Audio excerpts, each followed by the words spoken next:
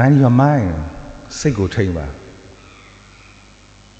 ဖះเจ้าရောက်နေဖះအရှိရောက်နေပြီးတာတော့မှဟိုเจ้าတီเจ้าနေတွေးနေလား mind your mood အတွေးကိုထိန်းစိတ်ကိုလည်းထိန်းပါ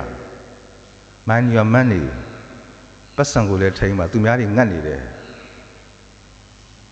mind your manner သင်ရဲ့အပြုအမူကိုလည်းထိန်းပါလက်လွတ်စပယ်မလှုပ်လိုက်ပါနဲ့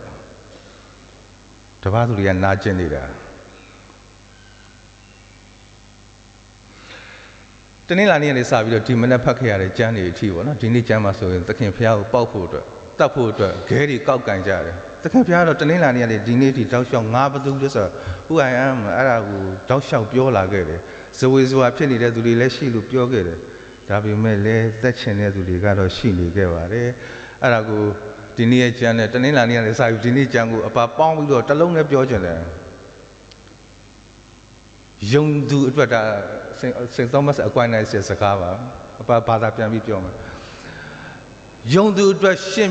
င်းပြချက်ကမလိုလှလဲမယုံသူအတွက်ရှင်းပြချက်ကအရန်ကောင်းလဲအလကားပါပဲ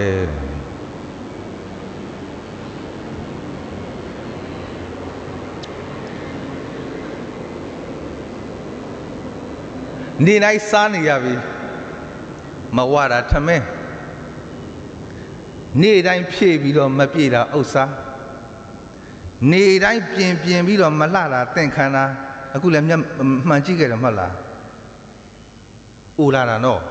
အတူတူအိုလာတာပြူလာတာမဟုတ်ဘူးမပြုံးပြနဲ့မရင်နဲ့အဲ့ဒါအမှန်တရားလက်ခံလိုက်ကြောဟင်းပြောသလိုအမြဲတမ်းလောင်နေတာကိလေသာလောဘဒေါသမောဟထပ်ပြောမယ်အမြဲတမ်းမျက်မှောက်ပြုရမှာပြစ္ဆုတ်ပံပါခုမနေ့ကကျမ်းဆိုJohn chapter 8 verse 58 မှာ before Abraham was born I am Abraham မမွေးမီငါဖြစ်သည်တဲ့ God is the God of the now the God whose name is I am ထာဝရနဲ့ရောပြစ္ဆုတ်ပံနဲ့ပါဆိုင်သောဖခင်ပါသူ့နာမည်ကငါရဲ့နာမည်ငါဖြစ်ခဲ့သည်ငါဖြစ်နေသည်ငါဖြစ်လိမ့်မည်ငါ၏နာမည်ငါဖြစ်သည်မှန်ပြစ္ဆုတ်ပံဟာငါနေရာမို့လာထိုင်ဖို့ပါပြစ္ဆုတ်ပံမှာပဲနေပေးပါမနှက်ဖြန်အကြောင်းတွေးရင်တော့သင်မောနေမှာပေါ့